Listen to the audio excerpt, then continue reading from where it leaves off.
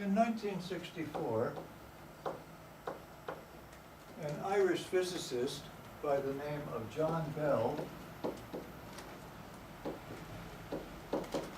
then working at the University of Stanford University in California, turned his attention to one of the long-standing unresolved problems in quantum mechanics and physics.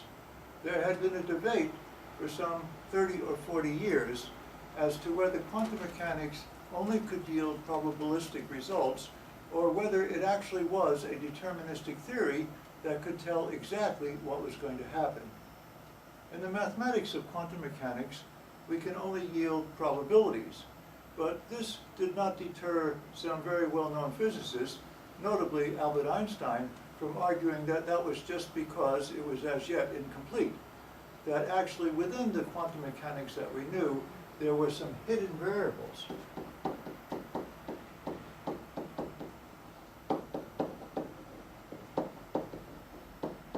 Which, when they would be discovered, would turn it out to be a deterministic theory and not just probabilistic at all. This debate went largely unresolved for decades, and finally John Bell felt that they might be able to determine the result experimentally. And in order to determine the result experimentally, he came forward with a criterion known as Bell's theorem.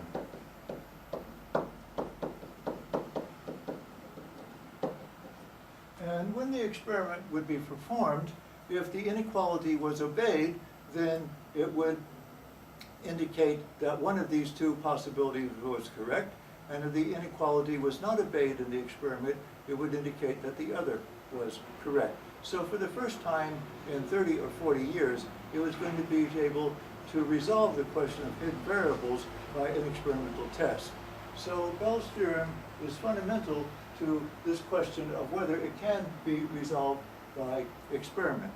So Bell himself discovered his theorem in the context of deciding whether hidden variables actually did exist, and about 10 or 20 years later, he realized that his theorem was not just restricted to this physical interpretation, but it was a theory based in mathematical logic, and he formulated a mathematical proof of it. This today is going to be shown to be another demonstration of the truth of Bell's theorem in a manner that is perhaps clear and simple. So we're going to show Bell's theorem directly. And therefore, let's start out by stating what the theorem is. If I have a group of items, which I'll call group A, and suppose there are some number of items in this group, and I'm going to call the number of items in that group S. Now, let's suppose that I have another group, B, that has the same number of items, S, and suppose I have a third group, C, which also has the same number of items. I've taken them to be 8 items, but there could be any number of items. Now, each one of these items can be in one of two states. So I'm going to use the symbols plus or minus to indicate the two states that one could be in. Let's suppose that the group A has 2 plus members and 6 minus members. And let's suppose that the group B has 3 plus members, and let's suppose that it has 5 minus members. And let's suppose that the group C is evenly divided. It has 4 plus members and 4 minus members.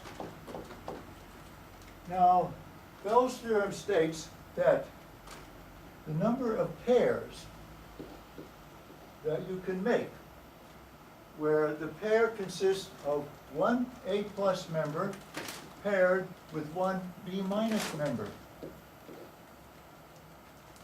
How many such pairs can you form comprised of one A plus member and one B minus member? a way to visualize this is to think of these as 3 apartment buildings, each one containing S stories.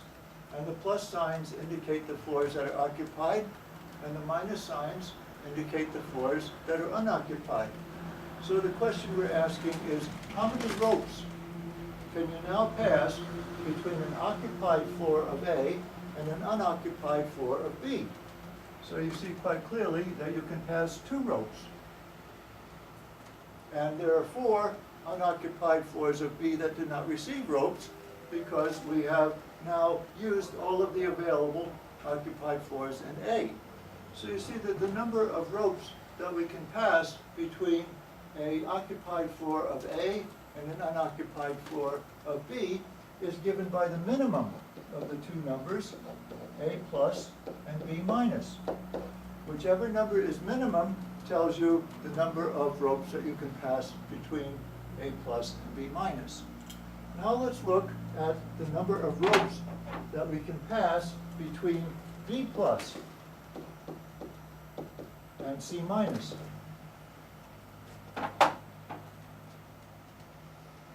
Now the number of ropes I can pass from B plus to C minus is 1, 2, and 3. And as you see, there is 1 C minus that is unused. So once again, it turns out to be the minimum between the 2 numbers B plus and C minus. Now, for the last one, let's see how many ropes we can pass directly from A plus to C minus. Pairs of A plus to C minus. So here is A plus, and here is C minus. And you clearly, that is given by the minimum between A plus and C minus. Now, Bell's theorem states that if you add the number of ropes that you can pass from A plus to B minus, and if you add that to the number of ropes that you can pass from the occupied floors of B to the unoccupied floors of C, then that will always be greater or equal than the number of ropes you could have passed directly from the occupied floors of A to the unoccupied floors of C. And in terms of minimums, that says that the minimum of the 2 numbers A plus B minus plus the minimum of the 2 numbers B plus C minus is always going to be greater or equal than the minimum of the 2 numbers A plus C minus. Now some of you say that's intuitively obvious because when you go through the building B, you're introducing some possible extra pathways that if you go directly from A to C. So if you introduce some possible extra pathways, you might get a larger number of ropes than if you went directly. But you can never get fewer than if you went directly. But just talking about it as being intuitively obvious is certainly not a matter of proving it. So what we have to do now is to make a mathematical proof of this. Here we have the 4 quantities involved. We have A plus, B minus,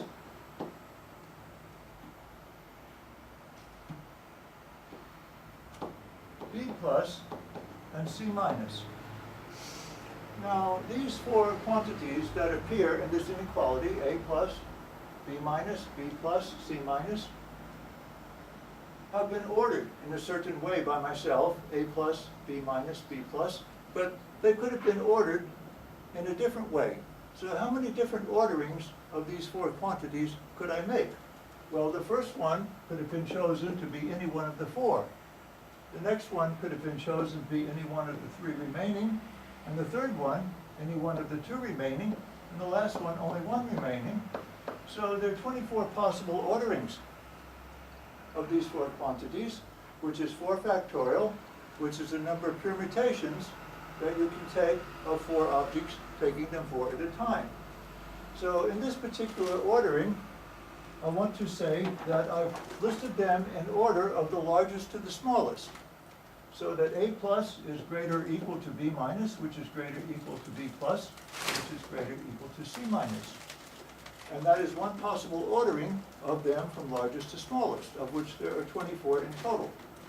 Now, another possible ordering might be I keep the first two the same, but I change the order of the last two.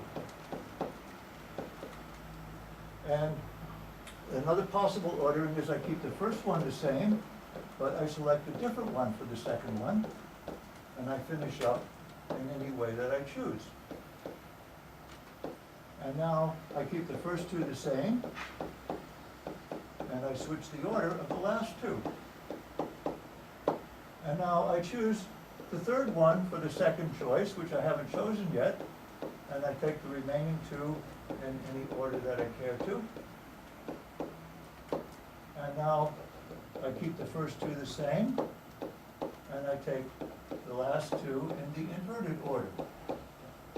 Now I've completed 6 of my possible 24 orderings, and these are the 6 that you can generate by taking A plus to be the largest.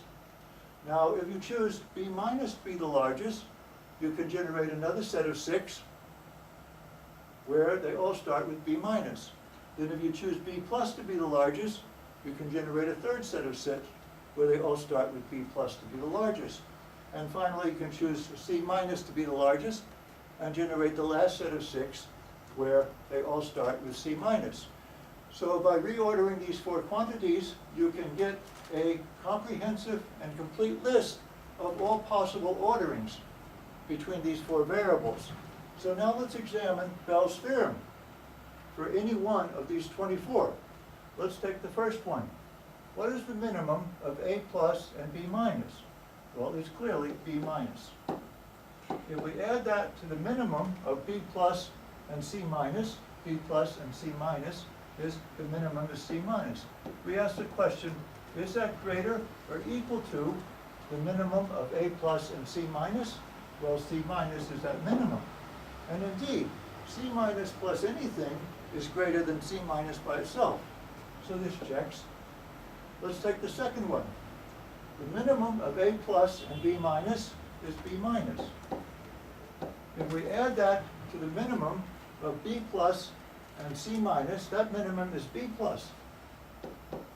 And we ask the question, is that greater or equal to the minimum of A plus and C minus?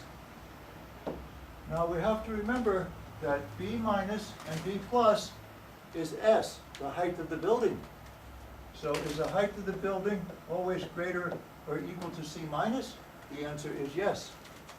So we've proven it for 2 of the 24. If I went through the entire list of the remaining 22, every one of them would yield indeed that they obey Bell's theorem. Since the list is complete and exhaustive, then Bell's theorem is proved in the general sense. So let's establish what we have proven.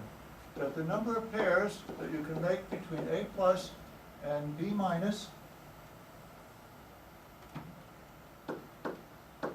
plus the number of pairs that you can make between B plus and C minus is always greater or equal than the number of pairs that you can make by going directly from A plus to C minus. This is a mathematical result. It's true for any A plus, B minus, B plus, and C minus, no matter what they are. And if this theorem is obeyed by the experiment, then it shows that one of the 2 interpretations of quantum mechanics by hidden variables or entanglements turns out to be true. And if this theorem is not obeyed by the experiment, then it shows that the other interpretation is true. So again, when the experiment was performed, the results of the experiment using Bell's theorem indicated conclusively that there are no hidden variables in quantum mechanics.